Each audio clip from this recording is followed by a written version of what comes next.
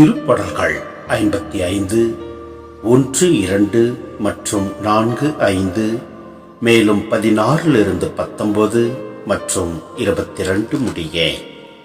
கடவுளே, என் மன்றாட்டுக்கு செவிசாய் தரலாம். நான் முறையிடும் வேளையில் உம்மை மறைத்துக் கொள்ளாதேயும். என் விண்ணப்பத்தை கேட்டு மறுமொழி அருளாம். என் கவலைகள் என் மன அமைதியை குலைத்து விட்டன. கடும் துயரம் என் உள்ளத்தை பிளக்கின்றது. சாவின் திகில் என்னை கவ்விக்கொண்டது. அச்சமும் நடுக்கமும் என்னை ஆட்கொண்டன. திகில் என்னை கவ்விக்கொண்டது. நான் கடவுளை நோக்கி மன்றாடுவேன். ஆண்டவரும் என்னை மீட்டருள்வார்.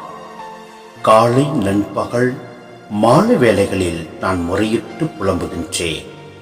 அவர் என் குரலை கேட்டருள்வார். அணிவகுத்து என்னை எதிர்த்து வந்தோர் மிக பலர்.